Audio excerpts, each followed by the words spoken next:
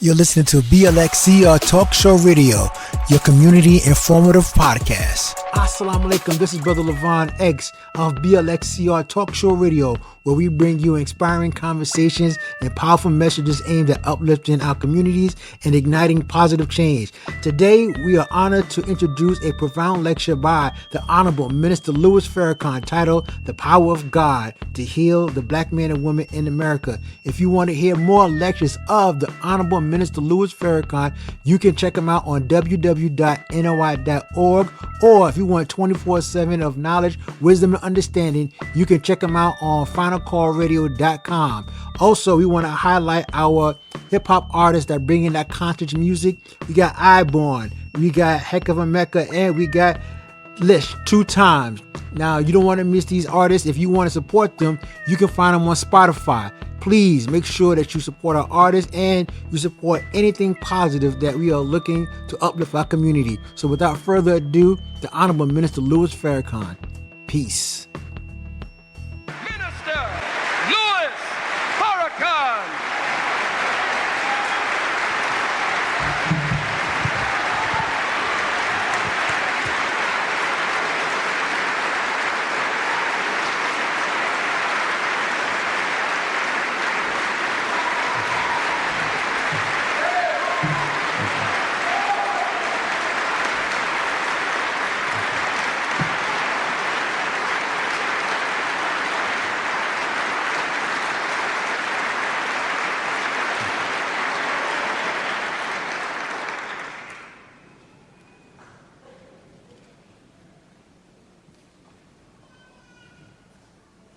In the name of Allah, the Beneficent, the Merciful, I bear witness that there is no God but Allah, who came to us in the person of Master Farad Muhammad, to whom praise is due forever, a living God, not a spirit or a spook, but a human being, in whom is the power, the wisdom, the knowledge, and the manifestation of the perfect attributes of God. We thank him for his coming, and we thank him for raising up in our midst his choice,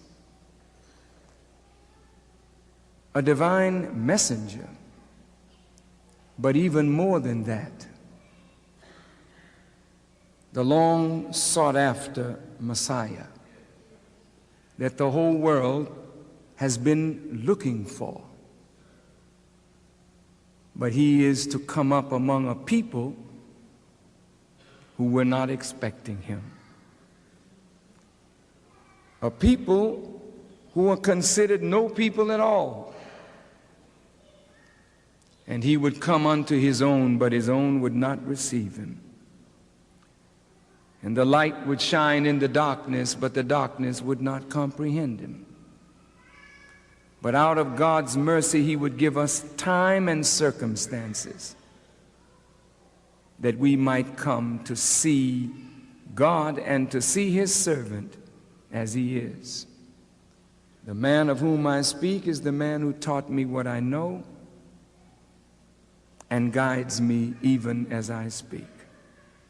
The Honorable Elijah Muhammad, the Messiah. I greet you with the greeting words of peace. Assalamu alaikum. Brothers and sisters, I thank Allah for the privilege of coming before you once again.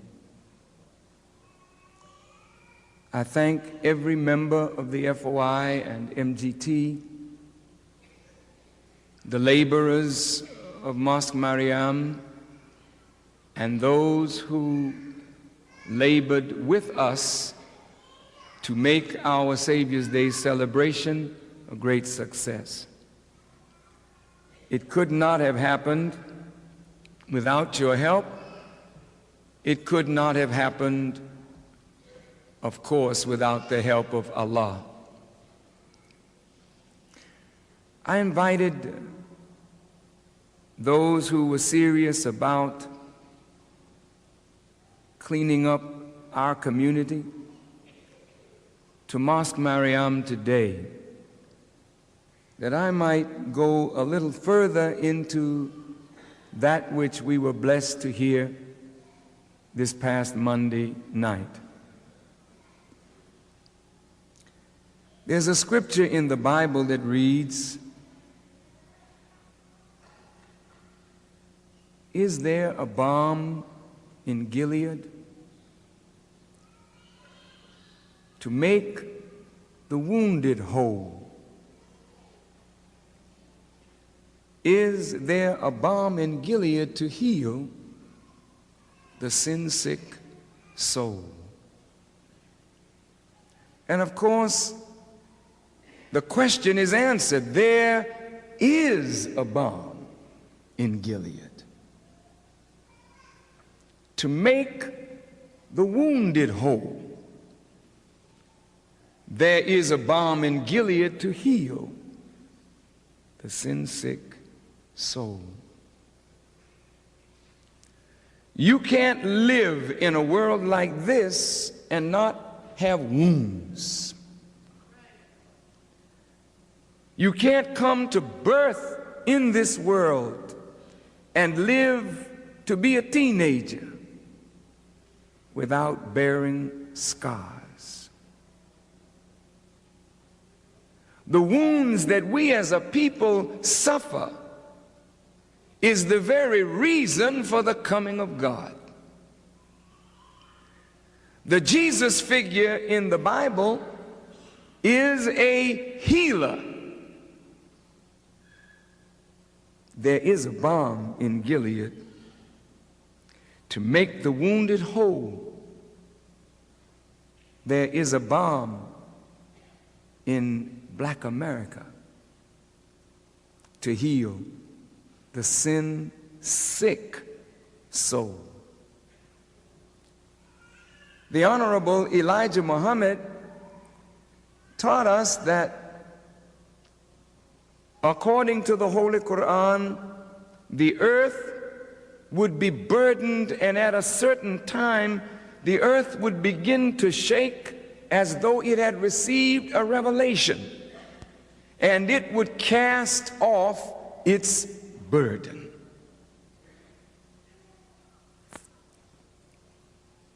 What burden is the earth carrying? The Honorable Elijah Muhammad taught us that the earth doesn't really have a burden. Everything that's on the earth came from the earth, and the earth is quite capable of carrying what it produces. But he said to us that the burden that the earth is carrying is a wicked pull. The earth was not created for the unrighteous. The earth was created to be a paradise for the righteous. But the wicked now hold sway on the earth, and they have become a burden on the earth and a burden to the people of the earth. So we are asked in our lessons, why isn't the devil settled on the best part of the planet Earth? And the answer is because the earth belongs to the original black man. And knowing that the devil was wicked, he put him out in the worst part of the earth and kept the best part preserved for himself. The best part is in Arabia at the holy city of Mecca. The Caucasian or colored man is the devil. Arabia is in the Far East and bordered by the Indian Ocean on the south. Why isn't the devil settled on the best part of the planet Earth? The devil in this lesson is the Caucasian. He has always wanted to settle in the Holy Land. And when he got there, always it produced war, and he was driven out. He was driven out 6,000 years ago because of his troublemaking in the Holy Land. And for 2,000 years, he lived in the hills and cave sides of Europe. But the moment Musa or Moses taught him, he taught him and civilized him that he could come back among the holy people. He sought always a way back, but he never got firmly settled there. Even though the Jews have literally stolen Palestine and called it Israel in the name of a promise made to Abraham, the fact that they are there, they are still unsettled because there are forces constantly there that keep them unsettled. They are unwanted in that sacred land. By the same token, the burden of an unrighteous people on the earth demands the coming of God to remove them from the earth. The removal of the wicked rulers of this world is a problem for God himself. The wicked are so entrenched that it will take God himself to remove them. And so is the burden of sin on us so heavy that it will take God himself to remove that burden. Sin is a heavy burden on the human mind, as obesity produces a heavy weight on the human frame. This frame was not made to carry the weight that we have put on it. And this mind was not created to carry the burden of sin. How do you know that, Brother Farrakhan? The Honorable Elijah Muhammad taught us that the brain cells are created to think right.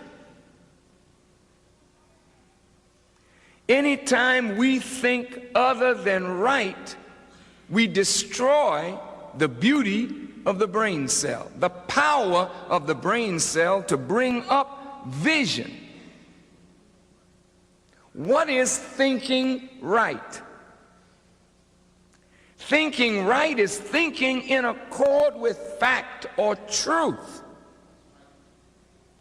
Thinking right is beginning to understand truth and acting in accord with truth. Thinking right gives light and power to the mind that absolutely balances the physical systems of the body. You can eat good, you can have a lot of exercise, but if you think wrong, you can make yourself sick. Most of us are sick from what we eat, but we're even sicker by what we think. We assume things that may or may not be true, and then we act on the assumption as though the assumption is the truth, so the wrong thought produces the wrong action, which produces the wrong results, which increases the pressure back on the mind, and it becomes a circle of pressure. And that's what we live under today. We live under the pressure of wrong thinking.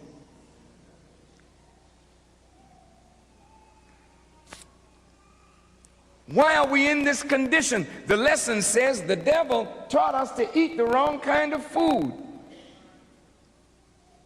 We're not only eating the wrong food physically, but the white man never wanted us to eat the right food spiritually and mentally. So today, everything that you think you know, God has to come and rearrange it or do away with it and give you a new mind. Because the mind that we presently have don't serve us. The mind that we presently have serves the one who taught us the foolishness that we exercise and has been responsible for the destructive behavior of the black community. So we need a new way of thinking.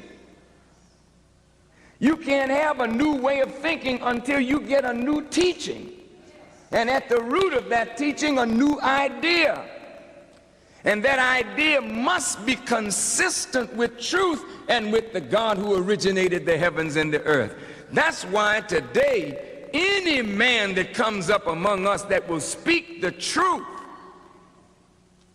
will be set upon by this enemy government. There is a balm in Gilead to make the wounded whole. Where are we wounded? The prodigal son was wounded. The man that went from Jerusalem to Jericho was wounded. He was wounded in his head. Nobody would help him. The priest walked by on the other side. The Levite showed compassion but did nothing. It wasn't until somebody came and poured oil in his wound that he began to be made whole. The difference between Jesus and all the other prophets is that the prophets taught about a future man coming, although they did great work. When the Jesus came on the scene, his whole work was meeting people, healing them as he met them, making them whole. He met a woman,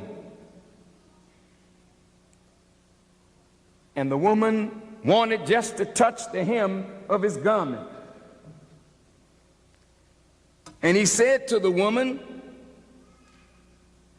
"Woman," she said, "if I could just touch the hem of his garment, I would be made whole." And the Jesus answered the woman, saying, "Woman, thy faith has made thee whole." Faith in whom? She heard something about this man, and she was trying to reach this man. She wanted to touch the hem of the garment of this man. The hem of the garment doesn't mean the hem of his literal garment. It means she wanted to get just the end part of the length of his knowledge. If I could just get some of your knowledge, I will be made whole. It's not the garment. That's why they call preachers men of the cloth. The cloth is the fabric of truth, and Jesus had a mighty long robe.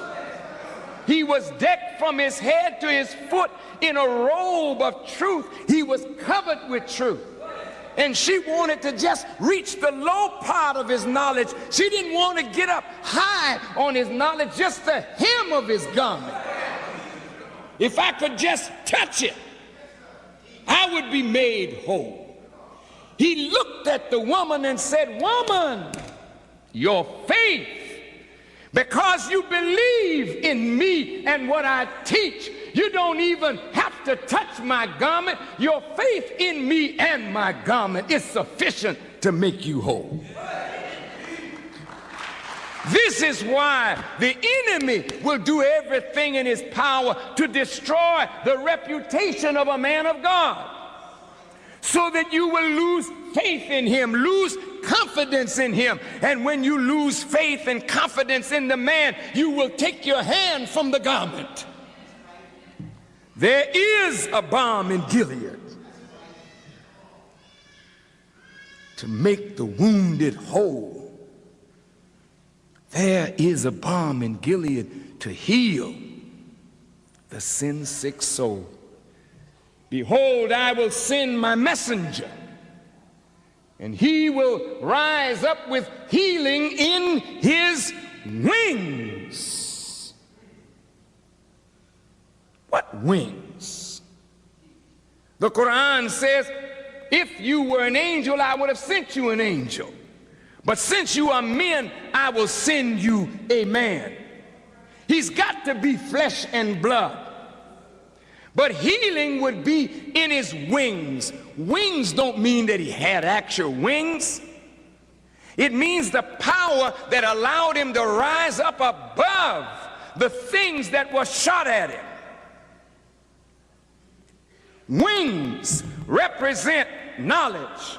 When you open a book, it looks like when they make a picture of a bird, they make it like an open book. It is knowledge that gives you wings. It is knowledge that gives you power. It is knowledge that frees you. The more knowledge you have, the higher you can fly. And the higher you can fly, then you have to meet the enemy in the air. And that's why the prince of the power of the air is the devil himself, and you can't meet him under the ground. You got to get up in the air because he's ruling from above you, throwing down suggestions into a foolish mind.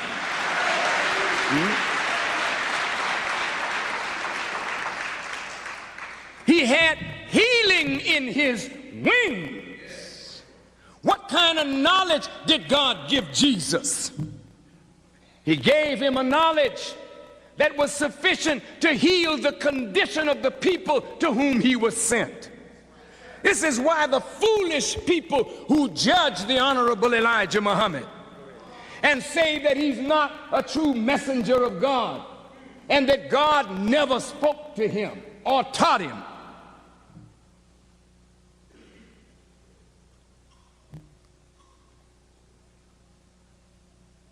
Yet nobody who has ever come to teach us has brought about the results that the Honorable Elijah Muhammad brings about.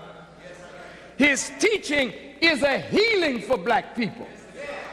For every wound and scar that the white man has put on us by our sojourn in America, the teaching of the Honorable Elijah Muhammad heals it. They are trying to make a movie now on Malcolm X. In fact, they are making it.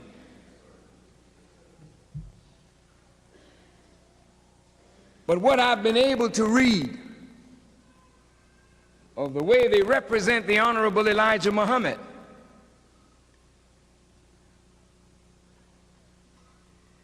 is very sad. It reminds me of Barabbas and Jesus. The people were so low, they identified with Barabbas. They couldn't identify with Jesus.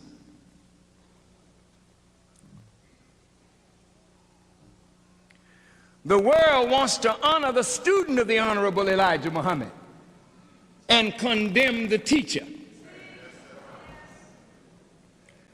The world wants to eat the fruit from the tree and then deny the tree that produced the fruit.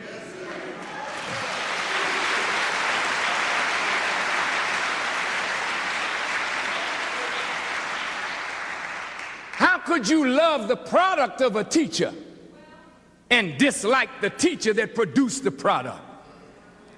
How could you say that it was a fluke that Elijah Muhammad did not produce Malcolm X? That Malcolm was some self-taught, self-made man? How could you say it was some accident when the same man, Elijah Muhammad, gave you Muhammad Ali? Not Cassius Clay. Cassius Clay's father gave you Cassius Clay. But the Honorable Elijah Muhammad gave you Muhammad Ali, and Muhammad Ali not only whipped everything in front of him, but as long as he was with Elijah Muhammad, listen good to me, As long as he was with Elijah Muhammad, he whipped the government.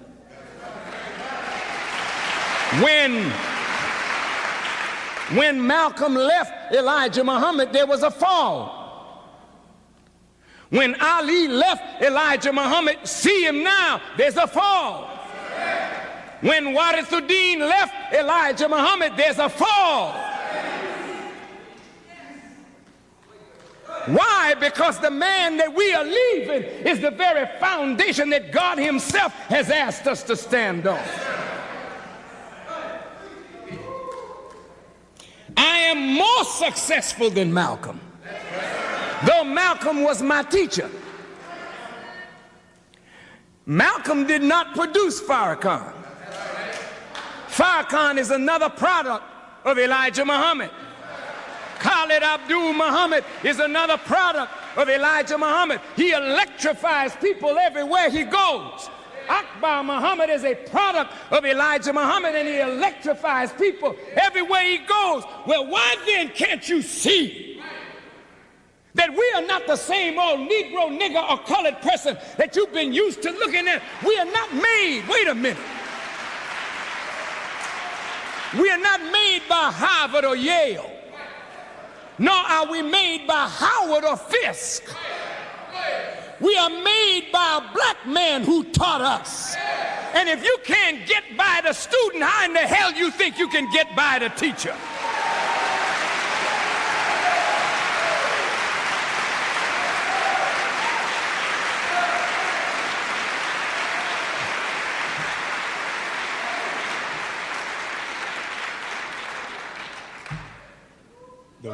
The worship of the student is folly.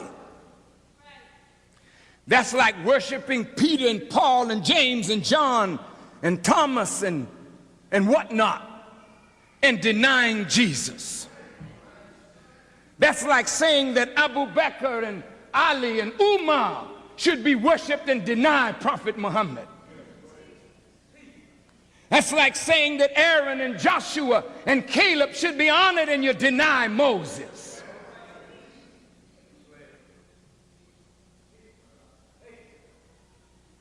Right at this moment, I am the most successful black teacher in America or anywhere in the world. Listen, and don't think that I'm in some cheap boasting, because Allah hates any self-conceited boaster. That I'm not.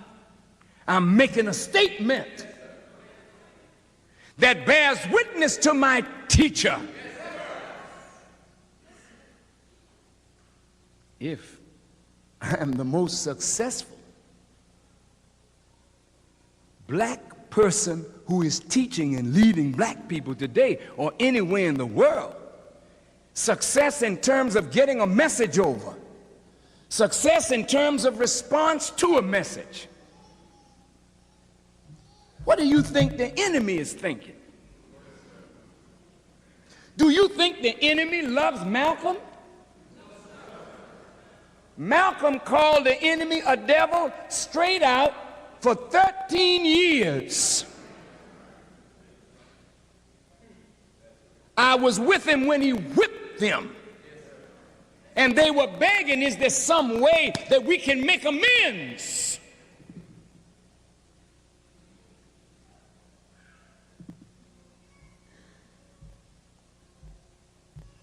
Brothers and sisters,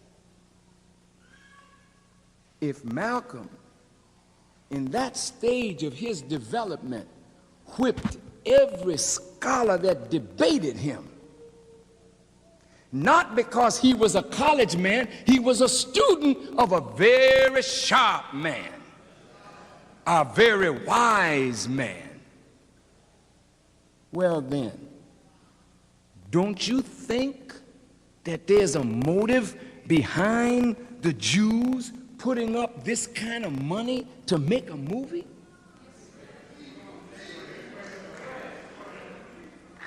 For all of these years, since Malcolm's death, and since the life and times of James Baldwin, who wrote the original script, nobody has been successful in making that movie. Why now? It's because of Farrakhan. He's a student of Elijah Muhammad, and he's rising to prominence. And the enemy says, if we don't stop him now, the whole world will go after him. And they're right. They're right. I told Spike Lee, we had a good talk together. And I said, brother, the enemy does not like you. I said, you can't put those subtle truths in your films and think that it escapes the eyes and the ears of a man who has spent his life keeping truth away from black people. Spike Lee is a very strong young man, a very courageous and brilliant young man. Yes, he is. But we can be strong and brilliant and yet deceived. I told our brother, I said, brother, ultimately they want to use you against me. I said, you see, brother, Brother Malcolm is dead and Louis Farrakhan is alive. And white folk have never feared dead people.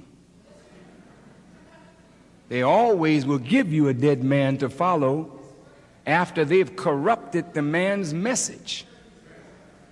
When you look at the movie, when you hear the movie, when you finally see the movie, you won't hardly recognize the wisdom that was in Malcolm from Elijah Muhammad, just little spatterings of it.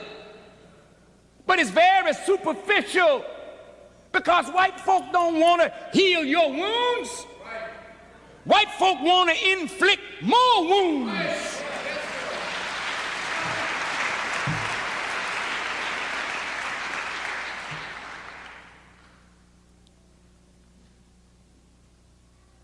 What they're hoping is, in their portrayal of the Honorable Elijah Muhammad, that some of us will get very angry and reproduce the scenario that led to the assassination of Malcolm X. All of the emotions are present. There are those who love Malcolm tremendously, and they do not want a caricature of Malcolm made in the movie. That is not Mr. Lee's intention. Whether he shows them the script or not, his intention is not to make a caricature of Malcolm X. But certainly his intention is not to properly represent the Honorable Elijah Muhammad and the power of his teachings. But as Brother Khalid said earlier, no weapon formed against the righteous will prosper. All the brothers are walking around with an X on their head now. That's really good. That's very good. That's very good. But where did it come from? Who gave Malcolm an X? What did he know about X? What does X mean? So when you wear the hat, and I don't have any objection to you wearing it, wear it, brother, and then come get yours.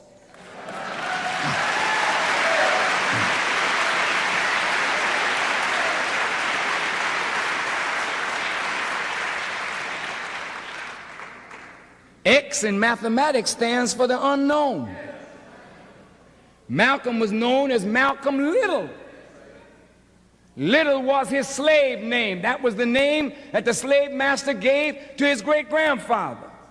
So when he woke up, he didn't want to be called by Little any more than you should be called by Johnson, James, Green, White, Brown, Whittier, Radcliffe, Muddy Water, Clear Water, O'Toole, O'Fool, whatever the name is. These are white folk names. You don't want to be called by their names. It's better to be called by an X. I don't know my name, but I am from God. I'm not the son of a tree, so don't call me Roundtree. I'm not derived from a color, so don't name me green and white and brown. I'm not the son of Jack, so don't call me Jackson. I'm not produced by a carpenter, so don't call me John Copper. I am a direct descendant of God, so let me wear the name of God, my Father.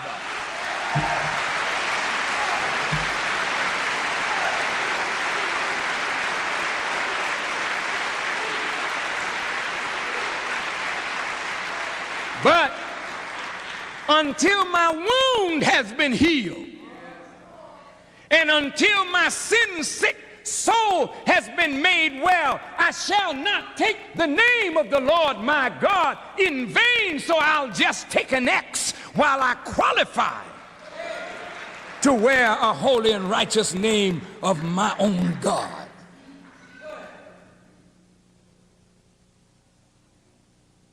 Malcolm X in death will do more to help move the masses of our people toward the truth.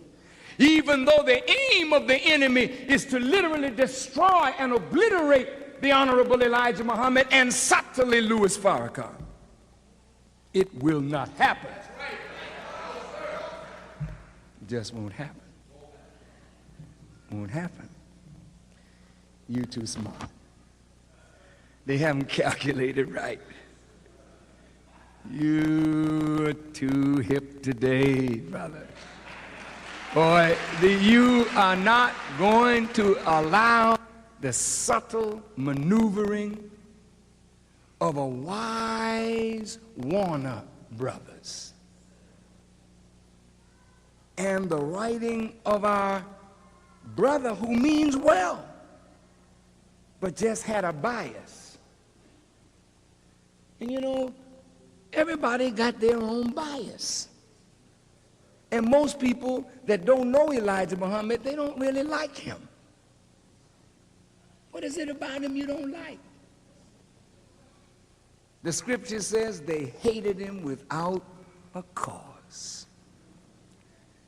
But brothers, sisters, there is a balm in Gilead to make the wounded whole. There has never been a teacher that understood our wounds more than the Honorable Elijah Muhammad. Oh yes, Marcus Garvey was a great teacher. Noble Drew Ali was a great teacher. W.E.B. Du Bois was a great teacher. These are great, great men. And no Muslim who follows the Honorable Elijah Muhammad will ever be seen not honoring the memory of Marcus Garvey and Noble Drew Ali and David Walker and these great giants among our people. No, brothers and sisters, we love these men. But the mere fact that Marcus Garvey opened the way, but still named his movement United Negro Improvement Association. See, he knew that black folk needed improvement, but he didn't have a sufficient deep enough knowledge of self to remove not only the name Negro, but to unmake a Negro and make a black man. It takes some doing, brother, to unmake what the white man has made and then remake you and make you a black man. And a black man in the image of God. That's some doing. It is erroneous to say that Elijah Muhammad was a student of Marcus Garvey or a student of Noble Drew Ali Because if, in fact, he were, you would hear the teachings of the teacher coming out in the student. You study the teachings of Elijah Muhammad, there's nothing that Garvey taught that equals what Elijah Muhammad taught. No way, shape, form, or fashion. Now, I'm not trying to be smart, I'm just telling facts, brother. Garvey taught a black nationalist philosophy. He taught economic development, political development, but the spiritual side of it, he said another man would handle that. He didn't have that. And if you don't correct the black man spiritually, you can't do nothing for him economically, politically, or any other way. Because our disease is economic, it's political, but the depth of it is spiritual. Noble Drew Ali was right on the spiritual course. But he didn't live long enough to go far enough in that course. But I must hasten to tell you, the Honorable Elijah Muhammad did it. He laid the foundation, brothers. And because I'm standing on his foundation, that's what makes me successful. I'm not successful of myself. I'm successful because I respect and honor the teacher. I'm successful because I'm standing on the base that he laid.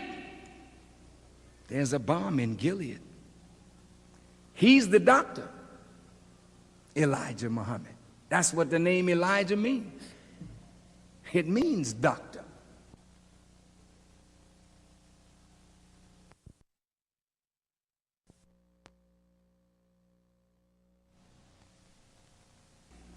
There's a balm in Gilead. He's the doctor, Elijah Muhammad. That's what the name Elijah means. It means doctor. And it means cure. It means the answer. It means the solution. Elijah means all of that because it means God is present. God is the answer. God is the cure. God is the medicine. But who is God? We say God came to us in the person of Master Farad Muhammad. That makes Muslims of the Orthodox stripe go almost insane. They say God cannot come in a person. Fine. You're wrong. God cannot come in a person. I say, brothers,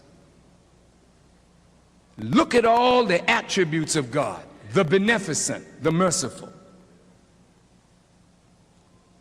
the mighty, the wise, the best knower, the grantor of security, the giver of life, the raiser of the dead. These are not attributes of spooks or spirits. These are attributes that manifest in men. Because you see God, not see him. You really don't know how to picture him. You just say, God. We can say apple, orange. If I say apple, you see an apple. I say an orange, you see an apple. I mean an orange. If I say fork, you see a fork. If I say knife, you see a knife. Glass, you see a knife, a glass. Book, you see a book. God, nothing. Blank, you see nothing. So who is it that is this God that you worship? Well, Now, things get strange right at that point. Well, we know he is. Well, we know he is. He exists, yes. But why call him he if it isn't a he? Why don't you say it exists? Because it is neuter, neither male nor female.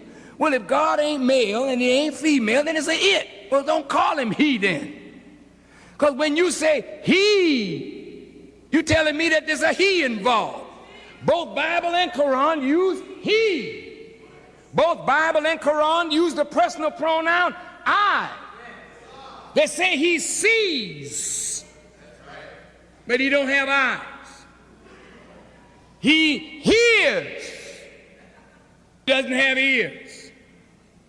He grieves and sorrows over the condition of human beings, but he is not human.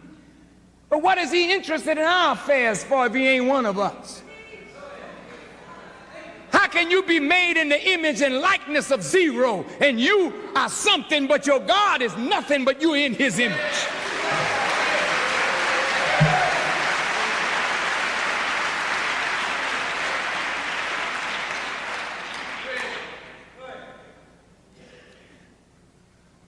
Yes, but the Quran says he neither begets nor is he begotten. That's true, but how do you understand that?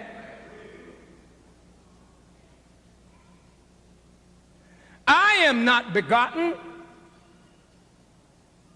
What? How did you get here then, Farrakhan? Farrakhan is not begotten. The body I live in was begotten. You don't produce Farrakhan with sperm. You don't produce Jesus with sperm. You don't produce Moses with sperm. You don't produce greatness with sperm. Sperm produces the house that we live in. And it is that house that is begotten, but what is in me? That was not begotten by sex. That was here before I came. It'll be here after I'm gone. It is the essence of God's own wisdom and spirit and energy. It came in, it goes out, but it is not begotten, nor does it beget.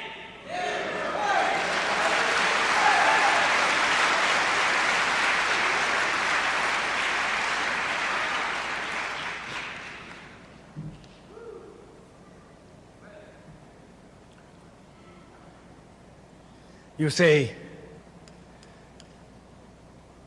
but how is God called the ever-living? He can't be a man.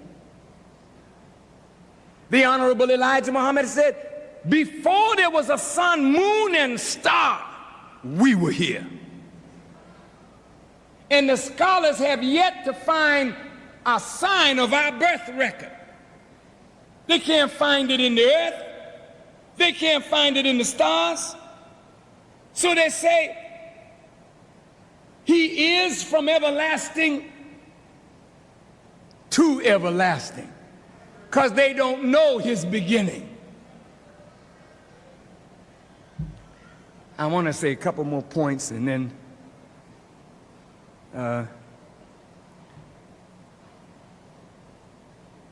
we can close our topic today. Did you know, brothers and sisters, that God himself, as the Honorable Elijah Muhammad taught us, brought himself into existence? He don't have a mother. He's self-created. After creating himself, he studies himself and produces us from self. The Quran says Allah created male and female from a single essence. And he created our mate of the same kind. And from these two, he spread many men and women. Well, let's go back to the first two. Because the first two tells us who we are, since we are descendants of those first two. He created man from a single essence. What is the single essence that man is created from? It is from the essence of God himself. Then from that same essence, he creates a woman. The woman is God. The man is of God.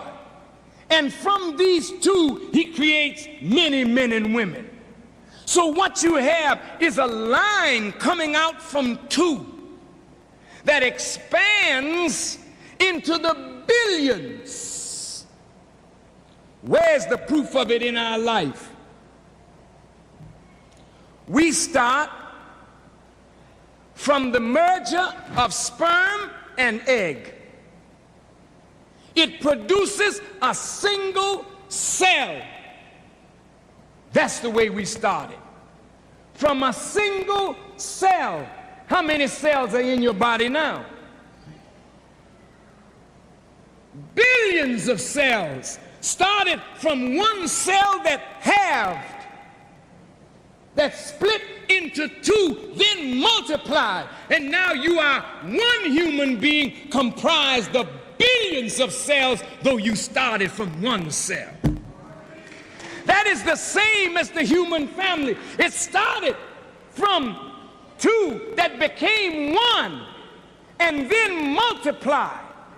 Now you have 4 billion people on the earth, nearly 5 billion. But the root of the 5 billion is God. You're not listening. We are 78 trillion years, so the Honorable Elijah Muhammad teaches us, from a beginning. That's a long time, brother. Beings coming up and going down in the earth for trillions of years. Trillions of years. And here we are, 78 trillion years from the beginning.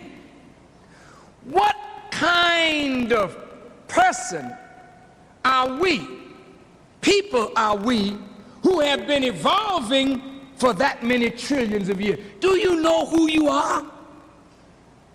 Man. God makes himself manifest in the fullness of time. And we are alive at the time that God makes himself manifest. Then who are you in the time of God's manifestation? You are at the same time that God is making himself known to the world, you are living. And you have been coming into existence since 78 trillion years, and you come now to the time of God's manifestation. So the perfect light of God breaks on a people now that are no people at all. But deep down in us, we represent 78 trillion years of evolution. Not Caucasian people. I'm talking about original people. Caucasian people have a very short time on this earth. They've been here a short time and they don't have long. If you're Caucasian, or members of your family are that, there's a way out for some if they take it. Bear with me a few more minutes. 78 trillion years we've been in the making.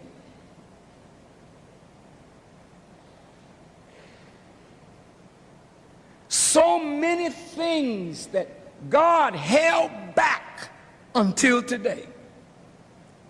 See if you can follow me, please. Jesus of 2,000 years ago told his disciples, there are many things that I could tell you. You can't bear it now. But when he is come, the Spirit of truth, he will guide you into all truth. Listen to his words. Many things that I could tell you. Why did he use the word could? I know it, And if the conditions were right, I would tell you. But it would be unjust of me to put on you a knowledge that you don't have a foundation to receive. Now I want you to listen to me really carefully.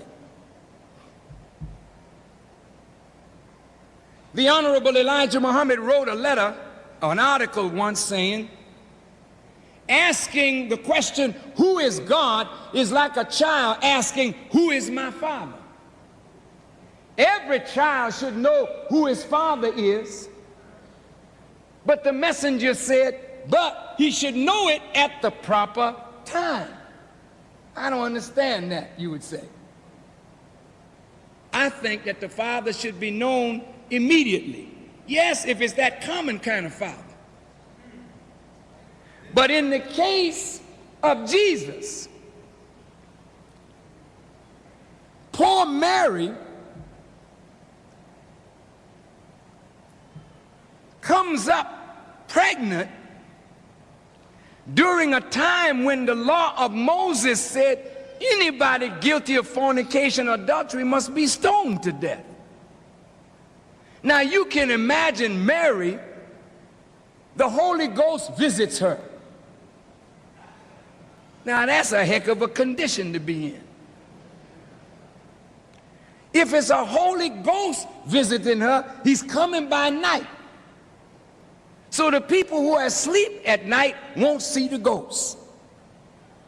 But when the ghost is gone and the day comes, Mary is left with a child. Now certainly in the first month, Mary can get by. Maybe the second month, but by the time the third and fourth month gets by, anybody looking at Mary will say, where's her husband? Did she get married? If she's not married, she's offended the law. And if she's offended the law, we ought to bring her before the law and stone her to death. So the scripture says, not wanting to make Mary a public example, he was minded to put her away privily, hide her.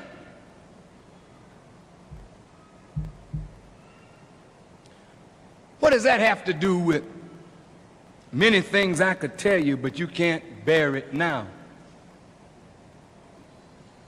At some point, Jesus was going to have to get acquainted with his father.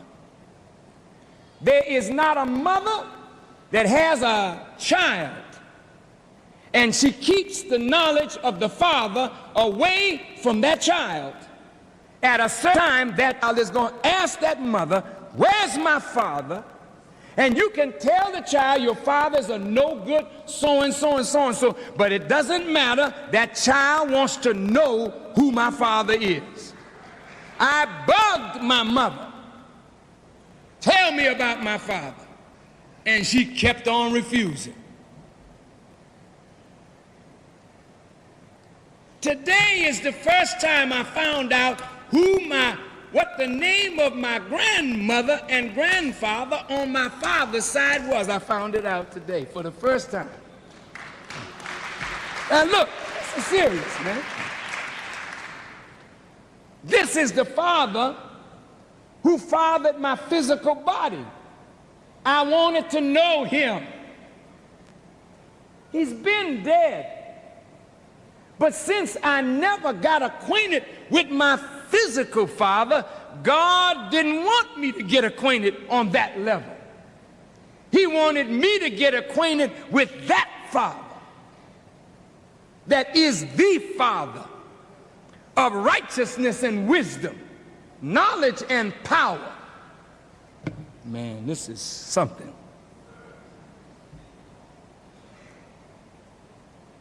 We want to know who is the Father, and we want to know who is God. But you should know it at the proper time. Everybody can't handle it. And if you give people knowledge before a foundation is laid for that knowledge, you destroy them. And that's why the Holy Quran says, ask not about things, the knowledge of which, if made known to you, would give you trouble. Inquiring minds do want to know. But inquiring minds ought to know when knowledge will be dangerous. The Honorable Elijah Muhammad was such a wise teacher that when we asked him certain questions that would reveal his identity, listen to his answer. He said, if I answered that, you would see something that I am not ready for you to see now. Oh, brother. Listen to that answer. If I answer you, it would allow you to see something that I am not ready for you to see now. Knowledge is sight. But there are certain things that you are not prepared to see, and it is better that knowledge be withheld until you are prepared. Now, there are circumstances in your life where your mother may want to tell you something about herself, but you don't have a foundation to understand what your mother went through. So maybe your mother will hold that knowledge from you. And when you grow up and become a mother and get some experience with life, then your mother can say, daughter, this is something I wanted to tell you a long time. And when she reveals it to you, it doesn't blow your mind. It makes you love your mother all the more for having held that from you, even though you wanted to know it, but they held it because you were not ready to receive it. That's wise. Now, what does that have to do with 78 trillion years and a healing balm in Gilead? Brothers and sisters, God kept this knowledge of himself and the root knowledge of this world back. The knowledge of himself has been kept back from the public for over 66 trillion years. And the knowledge of the root of this world has been kept back for over 6,000 years. So Jesus said, I thank thee, Father in heaven, for keeping these things from the wise and the prudent man and revealing them unto babes.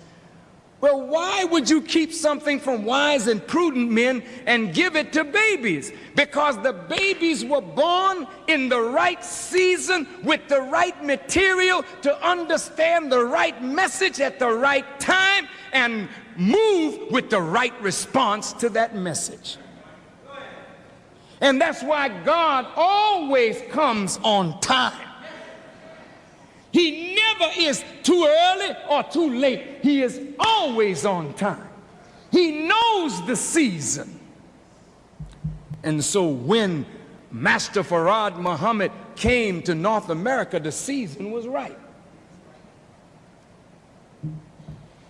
He knew that this was the people to receive the greatest of all truths. Why? A foundation had already been laid in you, but you didn't know it. I didn't know it. But he was looking for one man in whom he could deposit the knowledge. And that man had to be strong enough to carry that knowledge. The Quran says of Muhammad, I shall entrust you with a weighty word. This book, listen to me carefully now, this book is being revealed to Muhammad. And yet God is using a future tense. You shall be entrusted with a weighty word. Well, if this is the weighty word, you don't have to use the future tense. You are being entrusted with a weighty word. But the Quran uses a future tense. because it's talking about a future Muhammad and a future time. Now, I just want to bear with me a couple more minutes. No. Brothers and sisters, Elijah Muhammad was entrusted with a weighty word. You do not put a weighty word on a shoulder that cannot carry it. Allah does not lay on any soul a burden beyond its scope. We might put that kind of burden on ourselves, but Allah will not do that. So whenever Allah entrusts a man with a word and a mission, the man is capable, even though he might not know it himself. Elijah Muhammad said these words to me. Listen carefully. He said, brother, the message that I have given you, completed, have given, present perfect tense. The message that I have given, it's over now, is nothing more than a wake-up message. The whole scope of Elijah Muhammad's teaching was to wake up a black man who's been asleep for 400 years. You don't wake up a black man. Wait a minute. Don't applaud. Just shake. You don't wake up a black man as dead as you are with a little tap. Oh, brother, would you please wake up now? It's time. Go get somebody that's asleep in a deep sleep and whisper at the door. It's time. You gotta down there kick the door down off the hinge and make noise. And then when he get up, he's gonna get up crazy because he's been sleeping long. Do you understand me? You are a great people, but you're asleep and you need to be awake. And we have to keep the message in your ear because white folks have the capacity to lull you back to sleep. It's like a baby waking up and you put the pacifier in his mouth.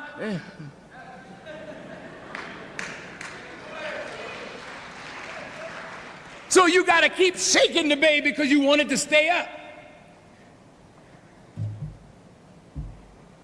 Here's some people walking around here talking about, don't you want a new teaching? Farrakhan is teaching the same old teaching. We want something new. So instead of waiting on God, you're going to make up something new, fool?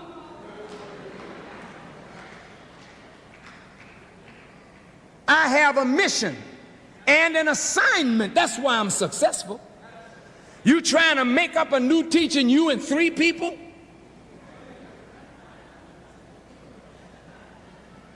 You trying to beat God to the punch with your new teaching?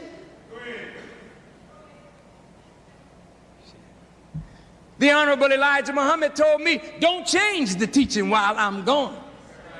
He said, but if you're faithful to me, I will reveal the new teaching through you. It is very much okay. It's wonderful. So you can't make me make up new teaching. But I can expound on the same old teaching that is to wake you up. So you and I sure need to be kept. Are you all right? Yes, sir. Elijah Muhammad left us in 1975. I declared to the world in 1981 that I believe he was very much alive.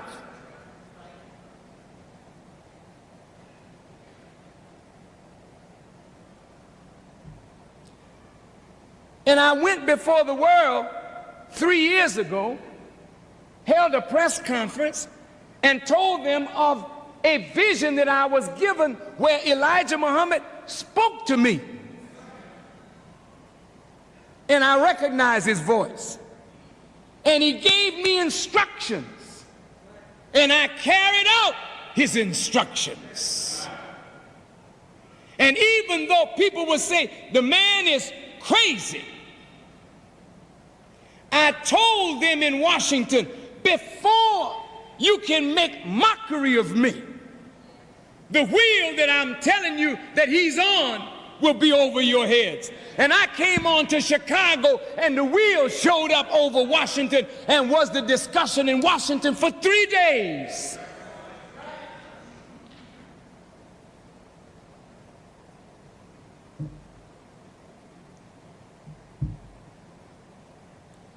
Elijah Muhammad,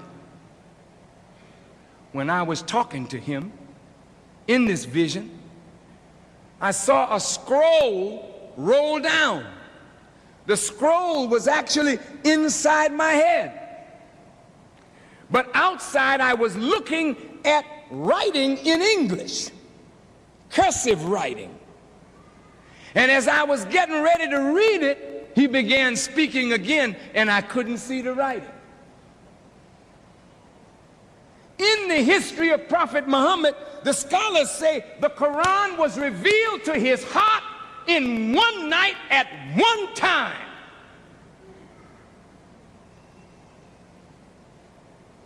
He promised me a book.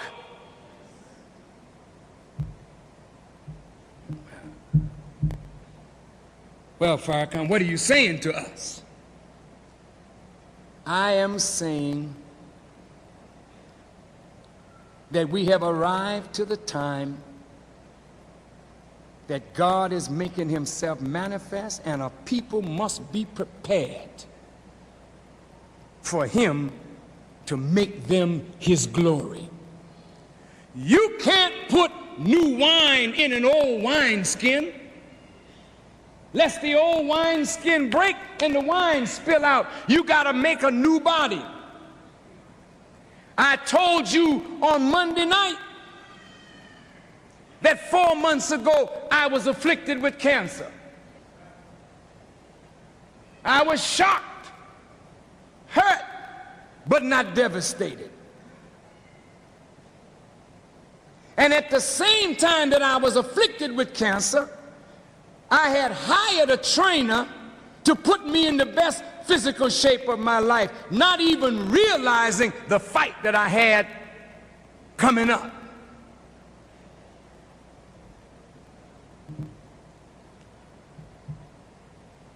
Please, just bear with me just a few more minutes. I refused to give in to disease. There is a balm in Gilead. That's my point. And the balm is not Dr. So-and-so. The balm is God himself. The medicine is his message. And if we follow that message, there is no illness that we have that we cannot be healed of.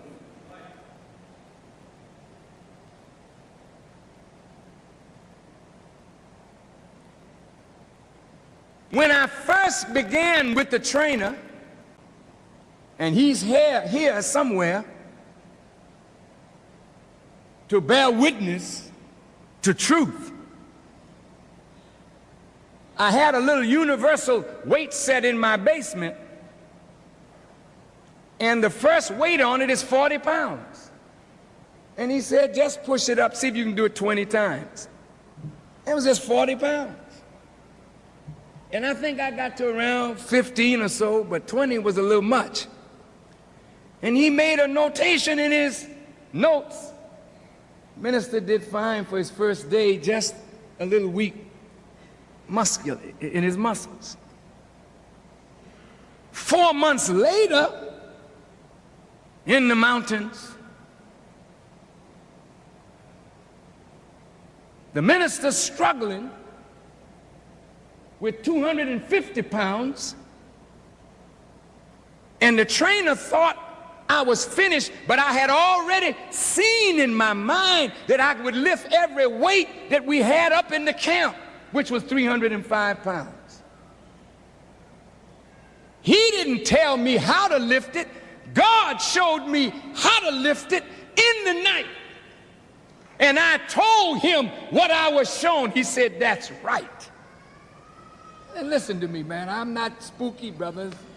And I wouldn't lie to you. I don't give a doggone if a gun was at my head, man. It's just too cheap to start lying to people that can't do nothing to me.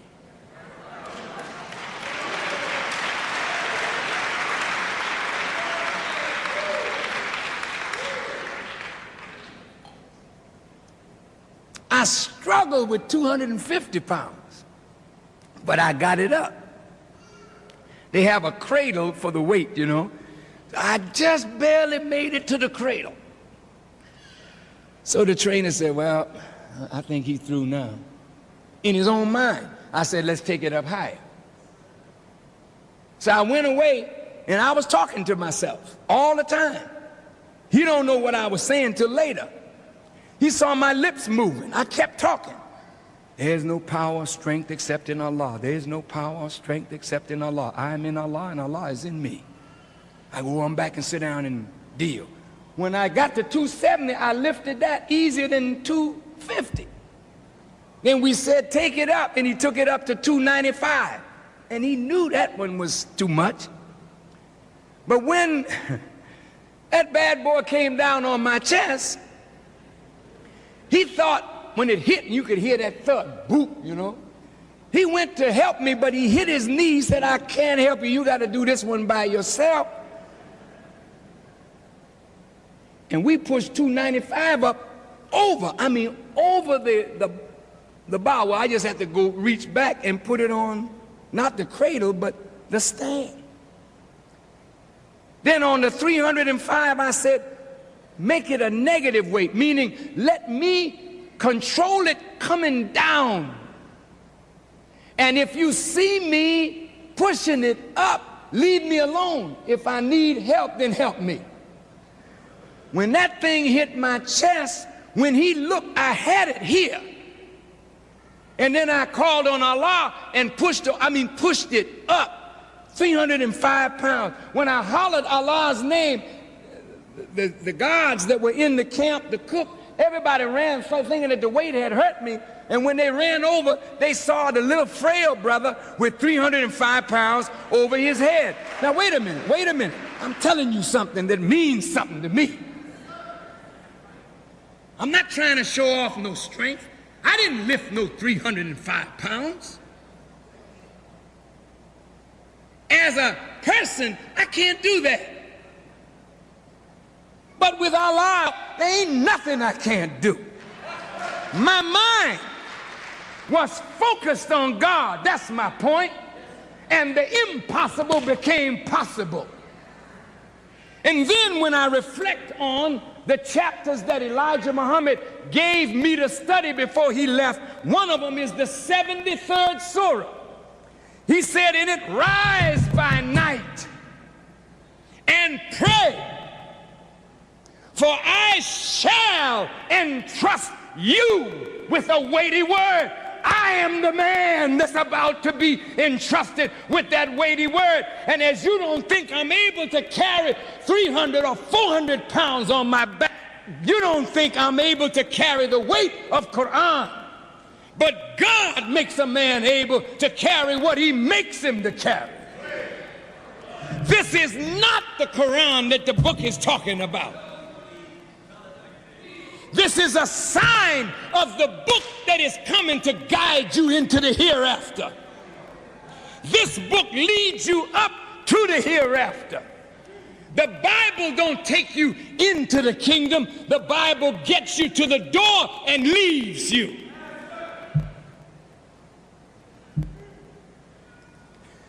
Before he can put new wine in an old vessel, the old vessel got to be made right. I'm an example now of a vessel that is being renewed, restored right in front of your eyes. I will not get older. I will get younger. No, I don't need no applause. I just want people to think. God wants you to look at me because he's going to do something with me that even though you're looking at it, you won't believe it. He wants you to listen to me because he's going to give me something to tell you that you should hear. It's time now. That's the point. And when it's time for something, nothing can hold it back. Regardless to how it comes, if it's time for you to know something, God will put it where it belongs, but you got to wrestle with it. Like I was fighting and struggling with that weight, but I finally got it up. That's the way it is with knowledge. When you come into knowledge that is beyond you, you wrestle with it, and it looks like it's going to throw you, but then you got to call on God. And when you call on God, he is always there when his servants call, and before you know it, you'll have the power to lift any weight. And that's the same way it is with burdens. Your burdens are light, and that's why Jesus said, all ye that are heavy laden, come unto me. And if you come unto me, I will give you rest. On Monday night, I said to the public, to the Christian people, yes, we know that Jesus saves. But brothers and sisters, black people need a living Jesus. We need one now that can save us from this wretched condition. And I'm humbly telling you, I have met that Jesus. And that Jesus is the Honorable Elijah Muhammad. He ain't no white man. Never was. He's one of your own brothers. And in his mouth is a knowledge that will save your life. How do you know that Elijah Muhammad is that Jesus? Because I am his student and I am his witness. You know, when you got a case and you go into court, one good witness can turn the thing in your favor. You may not have many witnesses. All you need is one good witness. Now, I want to ask you, am I or am I not, wait a minute, a witness for Jesus? Let me see. I was born in America among you. I went to school here. All my friends that know me, if you polled every one of them, not one friend of mine could ever say I was a rotten character. That's a hell of a thing, man. That you can grow up and everybody that know you, they can't say one dirty word against you with truth. When I met Elijah Muhammad, I was a musician. I gave that life up for this word. Elijah Muhammad told me when he first laid eyes on me in his house, he whispered in my ear. He said, brother, you remind me of David. And he walked away. Who is David? He was a musician. He was a tender of the sheep, but he was anointed of God. Elijah Muhammad knew me when he saw me. He knew what my future was when he met me, and he whispered in my ear to start me preparing for what I am now. You can take it or leave it. I'm not trying to impress you, because it really is irrelevant. If I'm lying, it'll be known. But if I'm telling the truth, God will back me up. I have always loved black people. I always wanted to see black people free. I have never loved the enemy. Never did I love the government of America. Never have I loved it. And I don't love it today. It is the worst enemy of that man, the government of the United States and its president. They are the worst enemies of our people. And it's time that you stop lying to yourself and wake up and smell the coffee. The white man is the modern Pharaoh, and you are the modern slave. And Elijah Muhammad is a modern Moses, and I am a modern Aaron, the witness bearer of that great man.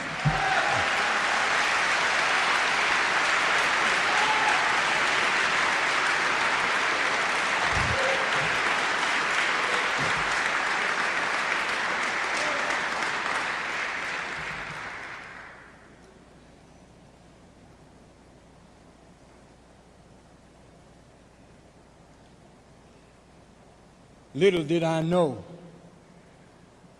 that I would one day have the task of rebuilding his work. Like David. David was a boy of ruddy complexion. They said he was rather handsome, but he was exceedingly strong.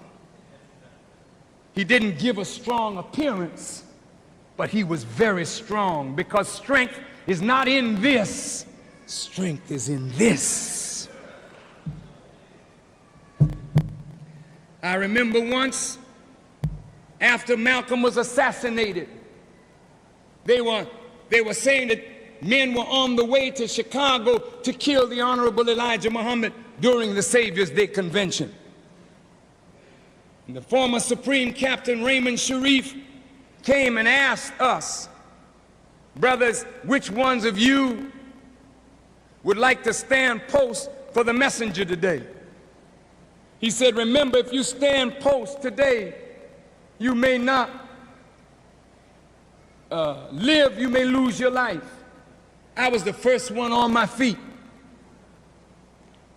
And Raymond Sharif looked at me with a smile and said, oh, brother, minister, it's very nice, you know, but I look frail, you know. And he said, brother, we need somebody who can stop a bullet. So he asked me to take my seat. I wanted to tell him, but I was very respectful. You don't stop bullet with fat. You don't stop a bullet with bulk. Stop a bullet with your mind. And if you know what to do with your mind, you can make your sinews like steel. But if you don't know it and don't have it here, this body ain't nothing but a big fat blob. You hear me? Or do you hear me? With this mind, we can make the hand so powerful that with a finger we can penetrate you. It's not done with the finger. It's done with the mind.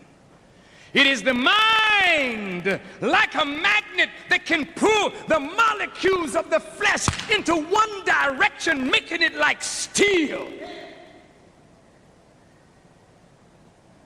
You don't have that kind of mind, you don't have that kind of strength.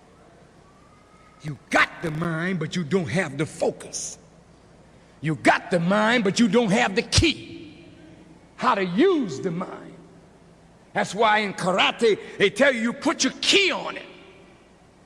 And when you focus and put the power of your being right at the end of that knuckle, you tear a man up with a blow.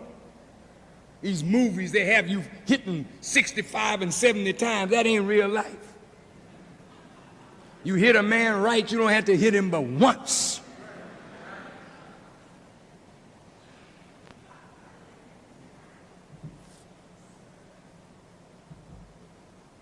Mind. When Elijah Muhammad said, you like David, when it come time to pick somebody to lead the nation, little Farrakhan in New York, they didn't want me. They seen so many stronger men, so many more strong men, they pick over me. But the boy was anointed right in this house, sitting right in this section where all the messengers ministers. And he called me out and sat me in his seat. That was done in the days of David when he did it to Solomon, that the world may know this is my choice. But how do you prove that the man is the choice of God? Bust up the nation. Then give him nothing to start with, and with the help of God, he rebuilds it on his own with the backing of two beings. Nobody can claim this now.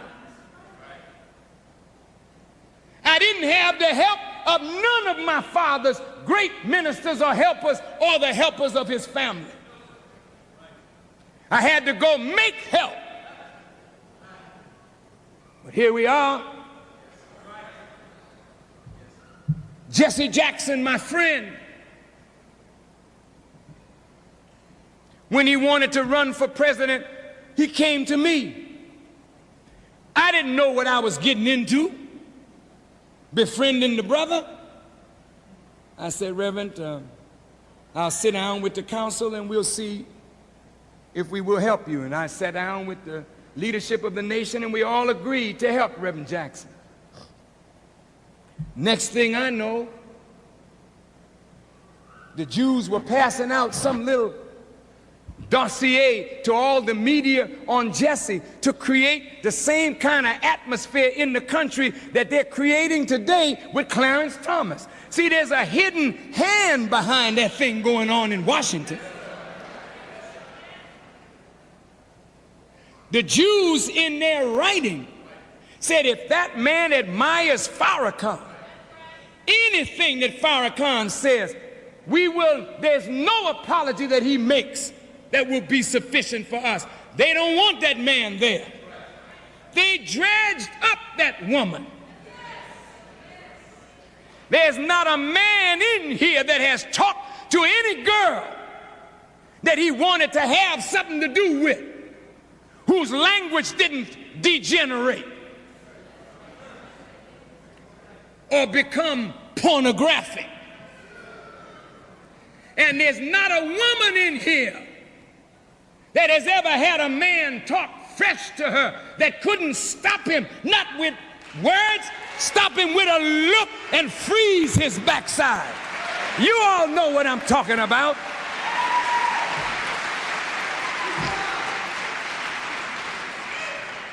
He sexually harassed me. Can't nobody harass you except you want to be harassed.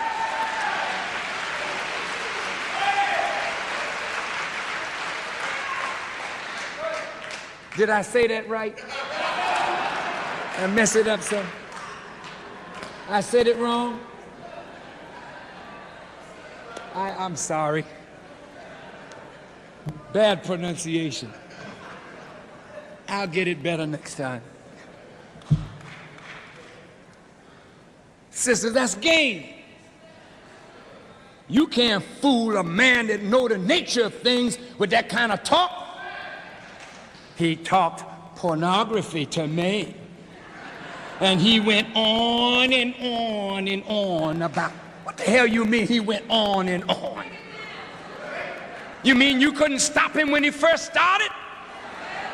Ain't one of you the dumbest woman in here know where a man is going when he open up his damn mouth. He don't even have to open his mouth. He can touch your hand. You know where he's going.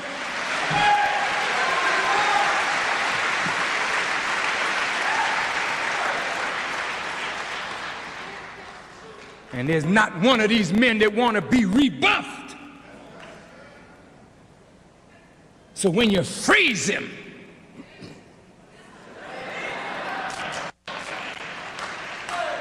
you can't get hot when you're frozen.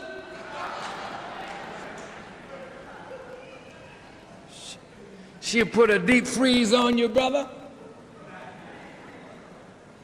And if you had a little heat somewhere, it leaves quick. Unless you're a rapist. And the woman didn't say the man raped her. She didn't say the man touched her. He talked filthy. And that's harassment. We got to lynch every damn white man alive because they all talk filthy to you.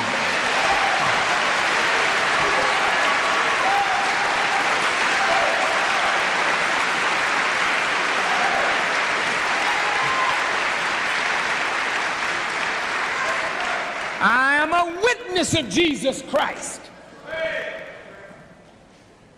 I am a witness of that man. How are you a witness, Farrakhan? Jesus was born in the Roman Empire, and Rome was a punk in comparison to America. So that Jesus back there could only be a sign of one who would come in the last days in America, in the modern Babylon, the modern Egypt, the modern Sodom and Gomorrah, the modern Rome. America is all of it wrapped up in one. So you don't need no prophet. You need God wrapped up in a man. It takes God to deal with America. It takes God to deal with the black man's condition. No prophet can handle this. No prophet, not Muhammad, not Jesus of 2,000 years ago, not Moses. God and God alone. I'm a witness. I wasn't raised in Saudi Arabia. I wasn't raised in Egypt or Palestine. I was born in the ghetto in New York City. I'm a product of America, the hellhole of all hellholes.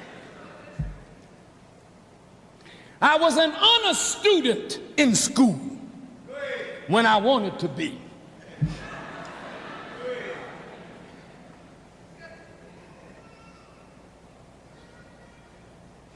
In the 7th grade, I started studying Latin. I was very good in English, and my Latin helped my English. I took French, Spanish, German, Latin, English before I got out of high school. Algebra, plane geometry, solid geometry, trigonometry, calculus before I got out of high school. So when I got to college, I never bought a book because what I had in high school was sufficient to take me through college. But I didn't want that. I wanted music. I wanted to see black people free. And so in 1955, I came to Chicago playing downtown at the Blue Angel nightclub at 801 North Rush Street. It's not there now. And I went to the Muslim convention that was held at Muhammad's Temple number 2, 5335 South Greenwood Avenue. And I heard Elijah Muhammad for myself. I had a process. You know what a process is.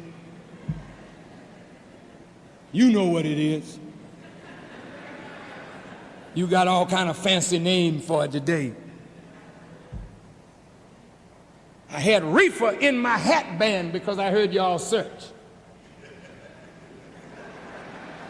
I didn't want you to take my reefer, so I put it in the band of my hat so I could keep my head cool. And I came to the mosque and I was searched, and they took my wife and put her in another room. I was shook up. Where you going with my woman? I was tore down, brother. I understand how you feel, brothers. You come in for the first time, somebody put their hand up, you know what I mean, going all through you. And I was show business. Hey, my man, how you doing? Big smile. This brother didn't even smile. Just put your hands up, please.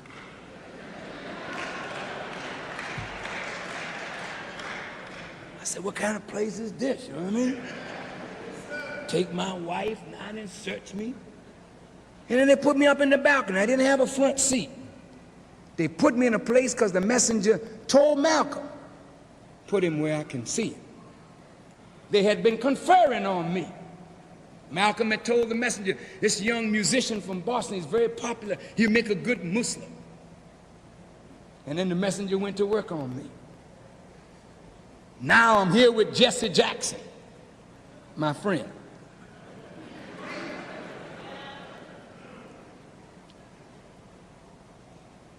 And the white folks want to attack Jesse. I don't like that, because I don't want nobody to hurt my brother.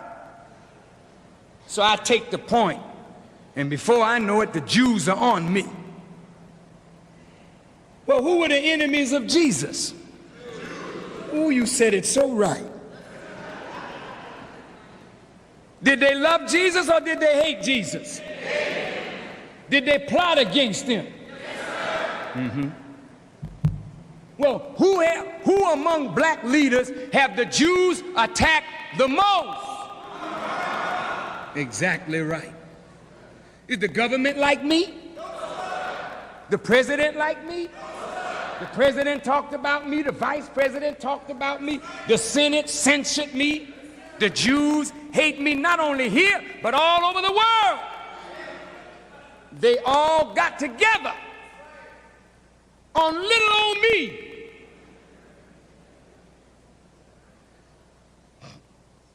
Did I cave in? No. I fought back with truth, and they started wilting. You've seen it. That's exactly what Jesus did. I'm a witness of it. Well, Jesus worked miracles. Well, you can say that Farrakhan did too. Any organization destroyed by the U.S. government has never returned to its former glory. The Nation of Islam was destroyed, but it's on its way back to its former glory in a shorter period of time. Yeah, that's right. Just like Jesus raised Lazarus from the dead, I came to the tomb where you were buried. And I said, Lazarus, come forth, and you came forth because you heard your master's voice coming through your brother.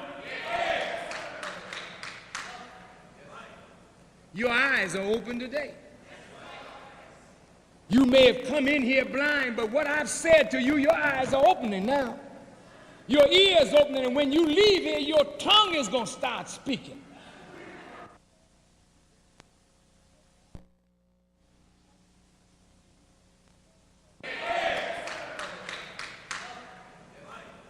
Your eyes are open today.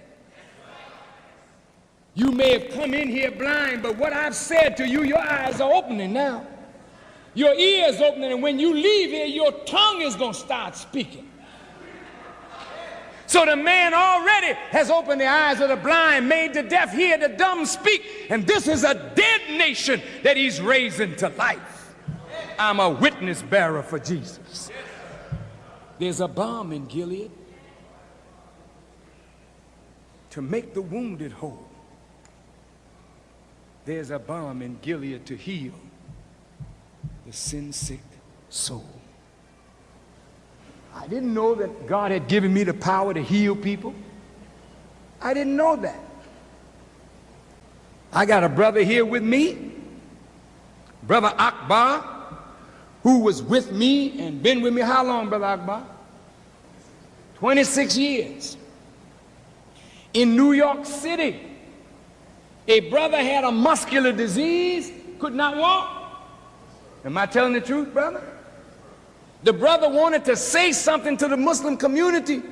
We had to help him up on the rostrum. He went to stand and he was trembling so. I got up and I put my arms around him while he talked just to hold him steady. But I saw so much faith in the man. I said a prayer when he finished that God would restore his health. That was a Sunday. On Wednesday, the man was laying in his bed and his son was drilling on the floor, doing hot, hole. And the son said, "Daddy, come on and drill with me." And before he would think about it, he jumped down on the floor and he started drilling with his son. And he looked, he was walking. He came to the mosque, ran up the stairs, opened the door to my office, ran in and did one of them karate kicks because he used to be a karate expert. I said, "Brother, go in and tell the congregation what Allah has done." Out here in Chicago, some of the Muslims said, "Oh man, that nigga Farrakhan going crazy. Nigga, now I think he can heal people." This is before I came into this office.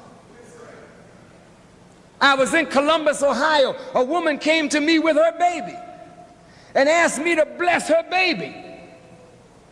Ain't nobody ever asked me to bless a baby before. I didn't know what she was talking about. I didn't want to tell her, "No, ma'am, I ain't gonna bless your child." So I put my hand on the child's head and said a prayer. And I told the messenger, I said, "Dear apostle, I was in Columbus and a woman asked me to bless her child, and I said such and such and so and so." He said, "Yes, brother, whomsoever you bless is blessed." I'm just telling you what he said. I've learned to see that that is true. A young girl got so distraught with her mother, she jumped off an 8-story building to concrete in New York. I was there before the ambulance, praying for the child. When the ambulance came, I jumped in the ambulance with the doctor. This little girl, the doctor was trying to open her chest, her blouse, to hear her heart. Every time he went to open her blouse, she moved his hand. She was unconscious, but in her subconscious, as a righteous girl, she knew no man had no right to unbutton her blouse. We got to the hospital, her brain began to swell. The doctor came to me, to her mother, and said, "We got to bore a hole in her head and let the pressure off." She came to me, "What should I do?" I said, "Just a minute." I went in the corner and prayed. I came back, I said, "Leave her head alone." They said, "But if we don't do it, she'll die." I said, "Leave her head alone." The next day, the pressure went down. The girl is walking today without pins in her knees or ankles. Prayer changes things. I had tuberculosis as a young man. My wife is here, she can bear witness. I taught 7 days a week, 2 times on Sunday, traveling from Boston to Worcester and Providence. I studied hours a day. That's why I can stand up without notes today, because all I did was study and preach. And my wife would cook, and I was so tired of preaching. From preaching, I couldn't eat. And I developed a cough. And one day a woman came to me and said, "Brother Louis, I have a doctor I'd like to take you to." And I submitted, and I went to the doctor. He gave me a patch test. The patch test showed positive. The man said, "You had tuberculosis, and you had it a long time." My God. I came out to see the Honorable Elijah Muhammad, told him what the doctor had told me. He shook his head. He said, "Brother, I have bronchial asthma." He said, "But I have dreaded this tuberculosis. I have never had that." He never said another thing. I went on back to Boston, and that night I laid down in the bed, and I woke up, and there was this beautiful light in the form of a human being at the foot of my bed. I got up out of the bed and I started walking around. My wife woke up and said, "What are you doing out of the bed?" So we had to sleep with the windows open, because when you have tuberculosis, you got to get a lot of fresh air. I said, "Honey, I don't have TB no more." Listen to me carefully. She said,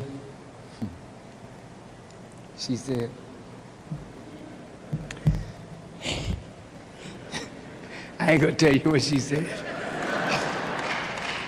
But it goes something like this. You better get your backside back in this bed. Like you ain't got TB no more. Walking around with no covers on you and you got the window open, you know what I mean? But I said, no, honey, something strange went on in this room. I don't have no TB no more. The next day I was to go to the doctor for the x-ray, not to know whether I had it, but to see the extent of the damage. That was on a Wednesday. And on Friday, the doctor called. And he was excited. And he said, Louis. I said, I know. He said, what? I said, I don't have TB anymore. He said, that's right. He said, the only thing the x-ray showed up was a scar where the TB once was. Now I can take x-rays all day long. The scar is not even there anymore. That's the same way it happened with the cancer. On a Wednesday, I took the test. On a Friday, they said, I got cancer. 3 months later, I get an examination. They say, there's something there, but it's very minuscule. It is not a cancer. It looks like a scar or something. Scar. Something was there, but it's not there now, just a scar. I went up in the mountains to pray, and I went back 30 days later to have another examination. There wasn't even no scar no more. The gland was perfectly round. God healing me, and through me, healing a nation. When I prayed on Monday night for us that were in that audience, I was asking Allah in the person of Master Farad Muhammad to demonstrate his power to every one of you that have any affliction at all. Because you don't believe God is a man. You don't believe that that man came and chose you to be his people. So somewhere, somehow, he's got to prove that he's God. So I prayed to him for you. I know you don't know him, many of you. But I didn't care whether you knew him, whether you liked him. I asked him to heal. And I mean, letters are coming, fax are coming, telephone calls are coming. People saying they were healed. I've never done anything like that before in my life.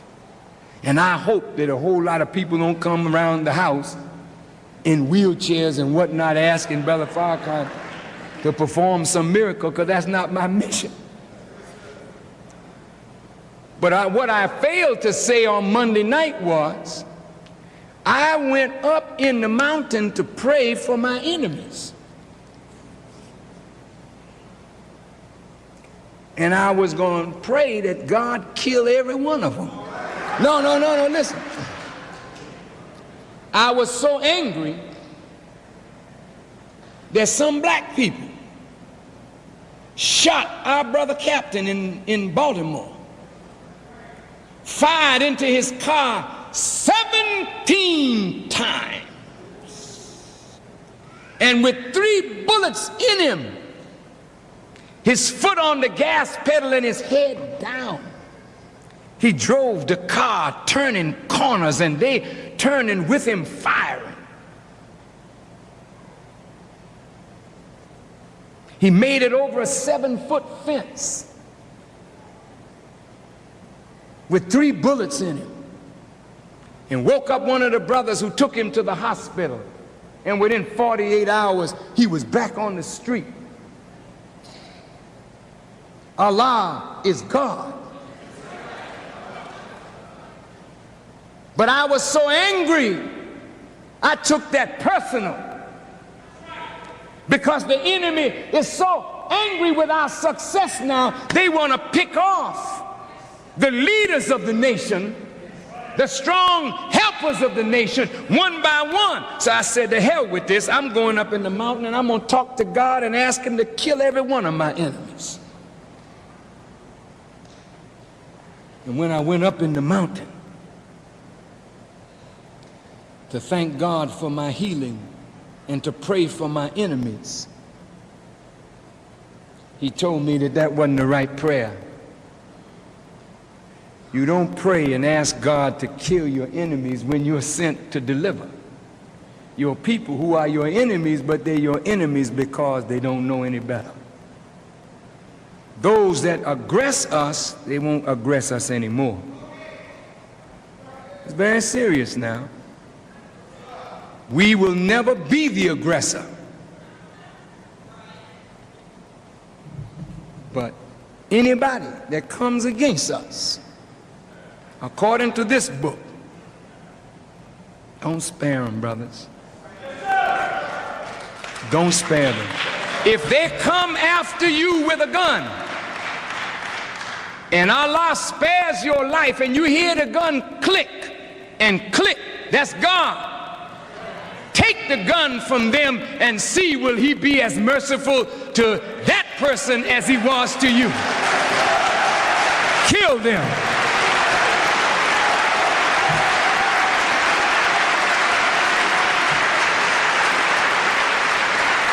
This is a day when we're going to be tried. We got to stand up. I know what you think, because we're a tender-hearted people and we don't want to hurt nobody but self. You know how to kill each other, but you don't know how to take care of business with the enemy. Well, my dear brothers and sisters, God is about to entrust us with a weighty word and a weighty responsibility. 4 months ago, I asked you to get rid of this weight. Come down off of this fat. Get yourself in shape. Did I? Some of you have started. Some of you dragging your feet. It's up to you. But if you want to be made new, you might as well get started. If God is going to renew me, he's going to renew you. If God is going to entrust me with a weighty word and a weighty responsibility, he's going to entrust you with the same, because you are my helpers in this work.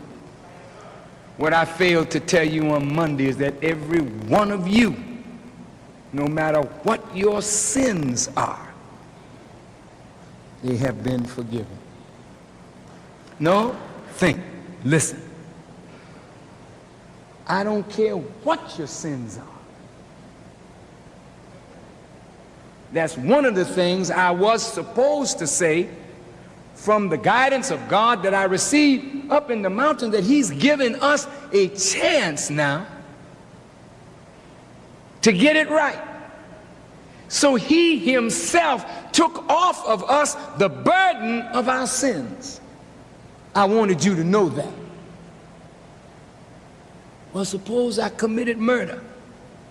I said, no matter what you did, God has forgiven your sin. And that on Monday night was unconditional. No condition attached. But now that your slate is clean and your mind is free and the burden relieved, then you might as well come on to your God and get yourself together, and let's go save our people. Nobody is going to help black people if we don't. So in conclusion, I said to the sisters, come here. 90% of our women in the projects are mothers with no male in the house but children. Sisters, you can handle the females, but it's your male children that are really suffering. And when there is no man in the house,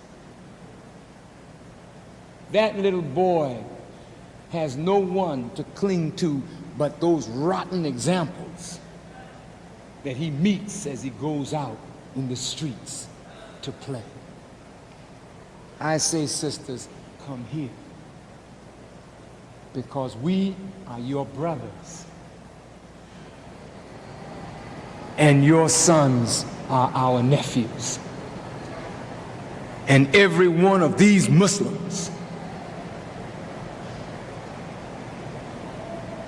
it is our duty as men to the young men and make something out of them, not try to make the woman.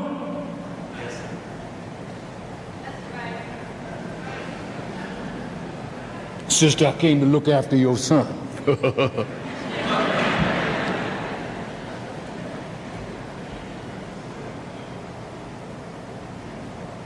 Brother may be married, but that's our brother's child that she got. And if our brother is not awake enough to take his responsibility, and we are awake, then we take the responsibility. We can't feed them and clothe them and shelter them, and maybe we can.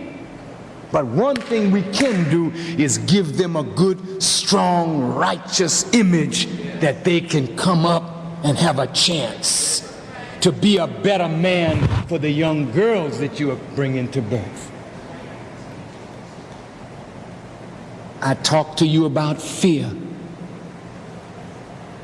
Brothers, you and I never were created with fear in us. God created you like a lion with no fear. And what the white man did was put fear in where there was no fear. And we became afraid to think, to move, to act. So all white people got to do is come and show their presence, and we start calming down.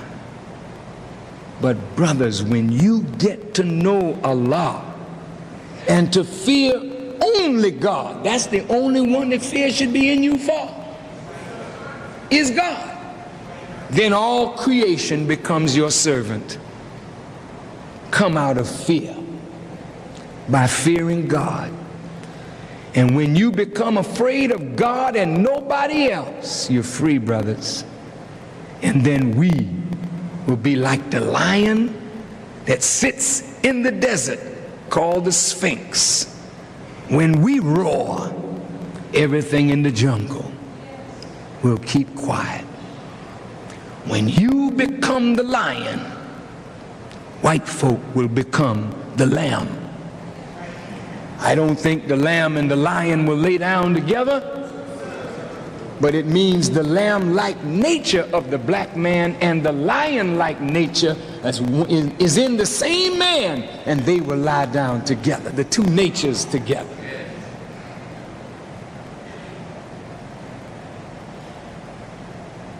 Overcome fear. Sins given. On your way to healing, there is a balm in Gilead. And I'm going to close reading something from the Quran. Just a few words. Y'all all right? Yes, sir. This is the 94th chapter of the Quran, and October the 7th was the 94th birthday of the Honorable Elijah Muhammad. In the name of Allah, the Beneficent, the Merciful, have we not expanded for thee thy breast,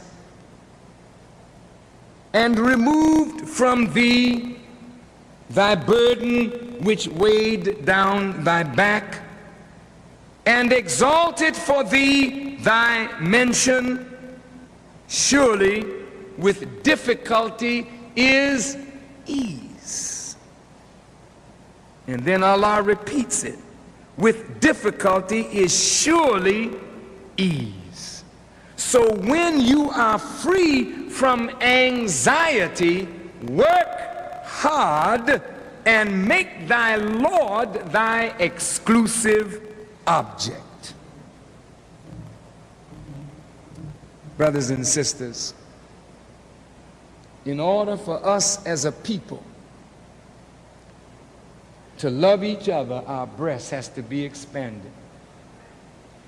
The prayer of Moses to God was, expand for me my breast. Every woman that has a baby will think that sometimes that baby, you love it so much you can never love another like you love that one. But every time you have another child, you find more love in you.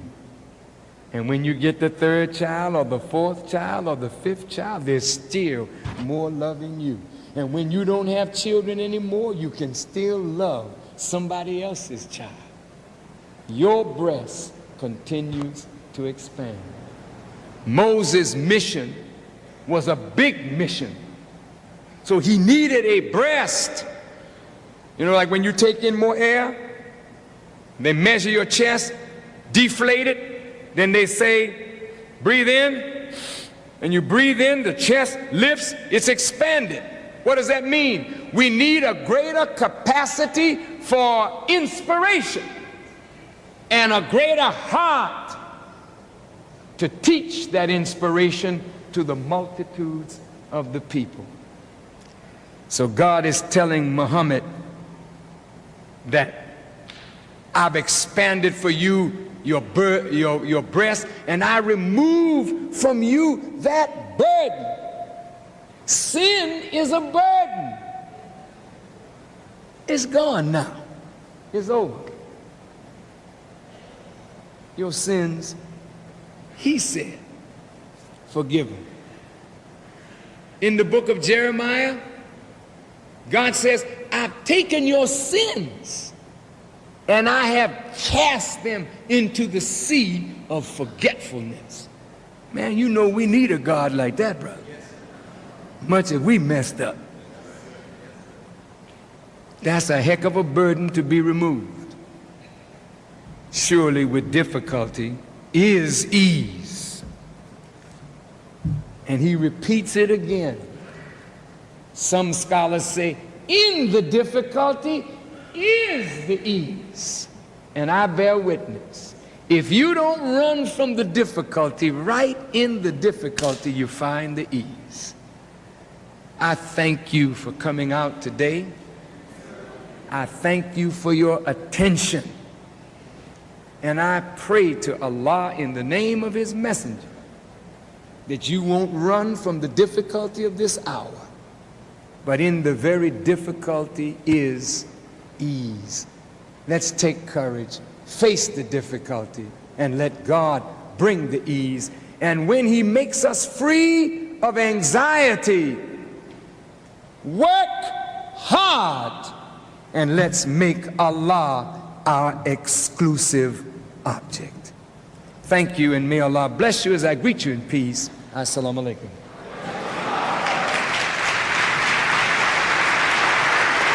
You're listening to BLXCR Talk Show Radio, your community informative podcast. Crack music. Some of you walk right by your brother, won't say nothing to him, walk by a prostitute as though she's some dirty thing when you know what you were brought from. We was young 5%ers, feared by many, heard the black man was God and it put something in me. I'm 14 with the mind of a 40-year-old man with plans to awake my people, so I took command. I went from Chad to Ibon, the leader was born. Told everyone around me, my team was strong. But little did I know this power was so consuming. I'm God, I could do whatever, yeah. That ruined me. At 15 I'm selling crack, beating my people up. Same people I'm teaching, now I'm fucking them up. My mother tried to talk, but I wouldn't listen. What I look like listening to a mentally dead Christian. My father tried to talk, talk to me, I'm like, Dad, I'm God. Wish I took heed. Next year I'm up north in the yards. Please forgive me, the hard-headed shall learn. Mommy, Dad, I love you, I gotta stand firm. A young lost black boy, my world upside down, I need guidance. The judge just gave me a pound. I admit it's the worst to me. If anybody hears my cries, please help me. Brother, please help me, I'm going crazy. Brother, police is killing our black babies. Brothers, if you hear me, please save me. Brother, I don't wanna die, this world hates me. Brother, please help me, I'm going crazy. Brother, police is killing our black babies. Brothers, if you hear me, please save me. Brother, I don't wanna die, this world hurts. Confused with no direction, turn my mind into a weapon. Try to be a better example for the adolescent. Learn from my mistakes, it's lonely upstate. Focus on being great, strive and elevate. The system is designed for us to fail. Get killed or go to jail, you can't make bail. Fake friends are loyal, liars, I'm tired. This white man talking crazy and I got fired. I got a baby on the way and I can't provide. I tried everything and I still get denied. Life as a black man in this world is wicked. Messed up my Section 8 and my family got evicted. Young God, maintain your balance to struggle and challenge. Corrupt your thinking, turning you violent. Trust me, I've been there, then listen to them telling me. I wish I did, or I wouldn't have this be felony. Take heed to what I'm saying, speaking from experience. The streets don't love you, it'll take away your innocence. I admit it's the worst to me. If anybody hears my cries, please help me. Brother, please help me, I'm going crazy. Brother, police is killing our black babies. Brothers, if you hear me, please save me. Brother, I don't wanna die, this world hates me. Brother, please help me, I'm going crazy. Brother, police is killing our black babies. Brothers, if you hear me, please save me. Brother, I don't wanna die, this world hurts.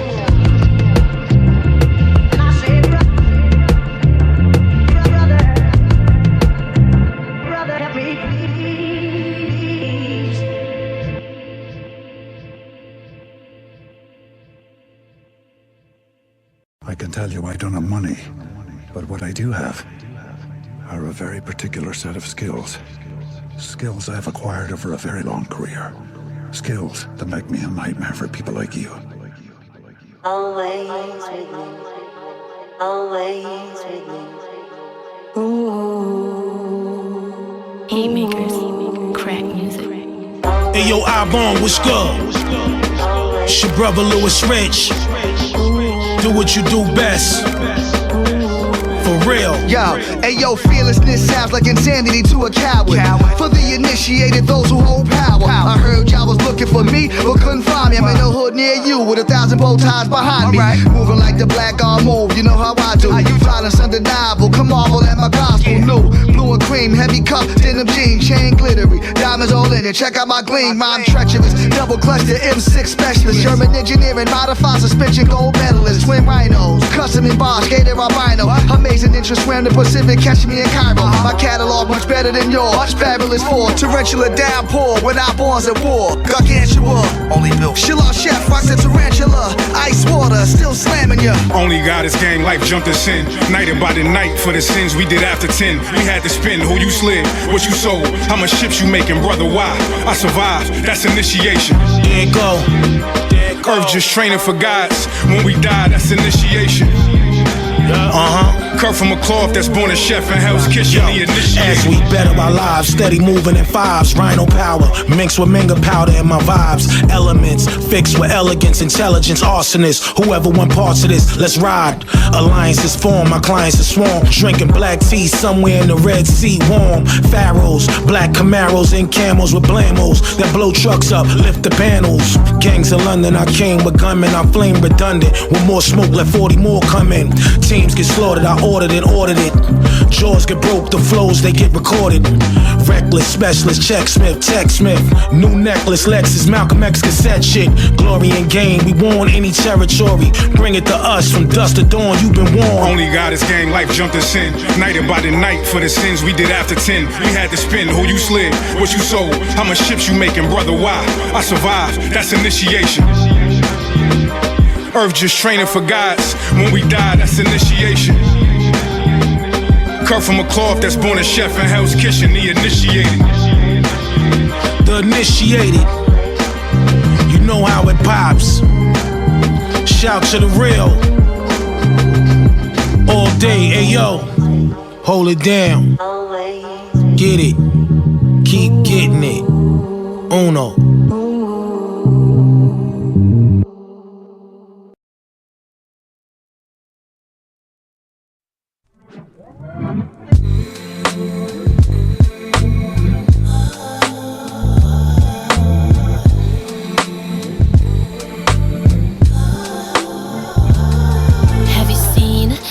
That every eye should behold, so beautiful with more than silver and gold. She's like food for the soul, not eye candy, cause in God she's clothed. Baby girl, a brand name, she rockin' wherever she sold. She rise up early morning, making moves all day.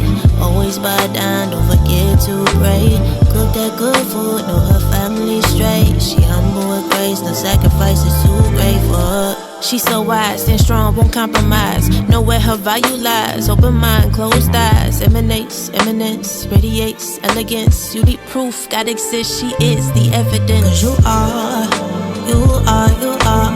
Virtuous woman. Cause you are. Virtuous woman. Only fear God, you deserve your praise. Honor your work at the city gate. You are a virtuous woman. She's a blessing, a gift to everyone in her presence. Came from a single essence, she divinely connected. In her husband find love, peace and contentment. Her biggest investment is her family's progression. Well studied, a scholar at hand, can't be friends with no dummy. Use what God gave her to make her money. Submissive and loving, sweeter than honey. And cause she walking in faith, her way is being paid for her. VIRTUOUS. Everything she do, she pray that God accepts. She works in his name, cause he pays the best. Highly favored, highly blessed, fears God and nothing less. Cause you are a virtuous woman. Cause you are a virtuous woman. Only fear God, you deserve your praise. Honor your work at the city gate. You are a virtuous woman. Yeah. Said you virtuous, you virtuous.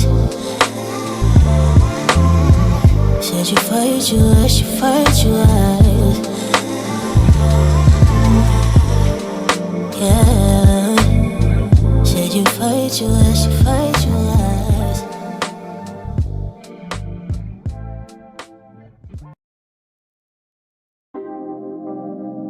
Undeniable, undeniable, undeniable, undeniable. Lish. Two-time. Music. It's the greatest, the greatest, the greatest, the greatest. La ilaha illallah. Muhammadur Rasulullah.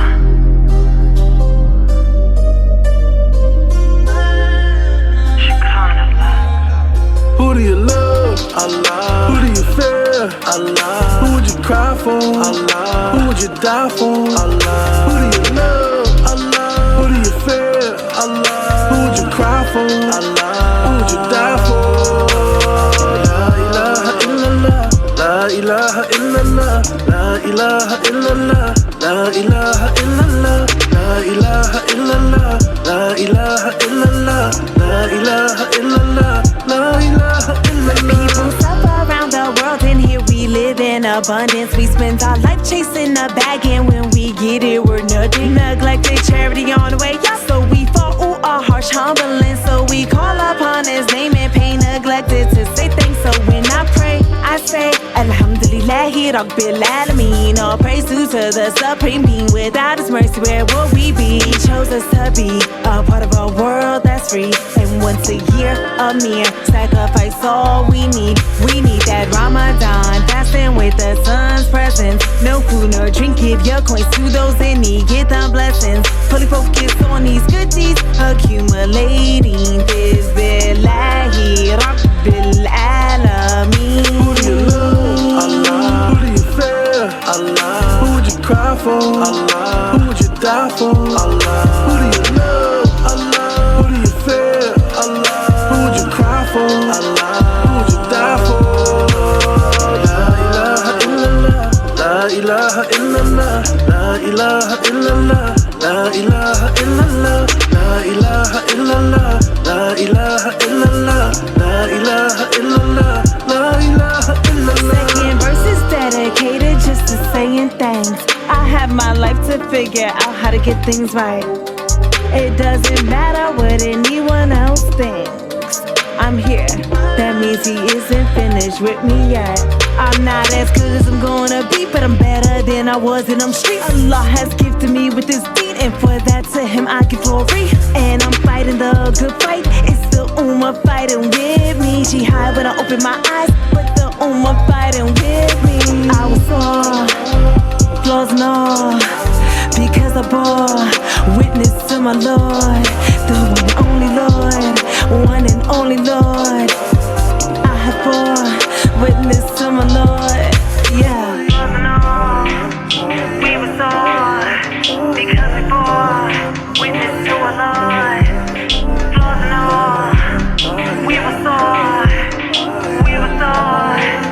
thank our Lord. Who do you love? Allah. Who do you fear? Allah. Who would you cry for? Allah. Who would you die for? Allah. Who do you love? Allah. Who do you fear? Allah. Who would you cry for? Allah. Who would you die for? La ilaha illallah, la ilaha illallah, la ilaha illallah, la ilaha illallah, la ilaha illallah, la ilaha illallah, la ilaha illallah, la ilaha illallah. You're listening to BLXCR Talk Show Radio, your community informative podcast. As you can hear behind me, the crowd is going wild. They're waiting on Brother Levon X to give his next report. The brother has been very informative, and everyone is so excited about his next form of information. Here he is, ladies and gentlemen, Mr. Levon X. Who's in this? You're Levon X. Who's in this? You're Levon X. Who's in this? You're Levon X. Conversation. Who's in this? You're Levon X. You're Levon X. Who's in this? You're Levon X. Information, conversation, stories too, maybe an interview. Brother, just keep it cool. We loving what you do, showing us self-respect. Can't wait to see what's next. Hey y'all, it's time for Bonnet. Who's in this? You're Levon X.